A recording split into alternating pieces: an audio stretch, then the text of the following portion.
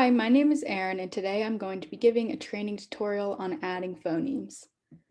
First off, I wanted to start with some background about what a phoneme is. So a phoneme is the smallest sound of a word that holds meaning.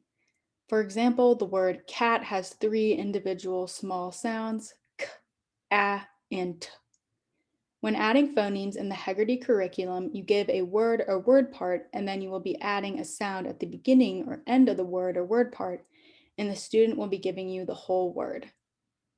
The hand motion for adding phonemes is more of a mentor hand motion used to show where a word, syllable, or sound is being changed.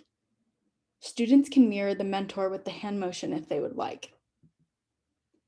I'm first going to describe the hand motion from the teacher perspective because the student perspective is the opposite, it is mirrored. As a teacher, you will use your left hand, so students see your right hand, for the end of a word, and you will use your right hand so students see your left hand for the beginning of a word, and then you clap your hands together for the whole word. Here is the adding phonemes hand motion from the student perspective, which is mirrored to the teacher perspective. As a student, you will use your right hand for the end of a word and then your left hand for the beginning of a word because we read from left to right. And then again, you clap your hands together for the whole word. I'm going to stop screen sharing for a moment to show the hand motion live. So as a teacher, the ending word part is in my left hand, but since I'm using Zoom, this will look like my right hand. The right hand is the hand your student should be using because it is the end of the word and we read from left to right. And as a teacher, the beginning word part is in my right hand. And again, since I'm using Zoom, this will look like my left hand. The left hand is the hand your student should be using for the beginning of a word. So here's the example. Say at. Add k at the beginning and the word is, and then the student would clap their hands together saying the word is cat. Now I'm going to go back to screen sharing to show adding phonemes in the curriculum.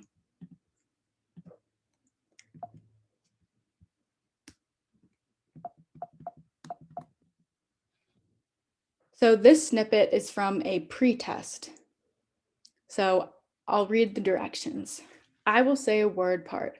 I will add a sound at the beginning to make a new word. Listen at. So this is my left hand, but it is mirrored for the student, so it will appear in this video as the right hand, and the student should be using their right hand.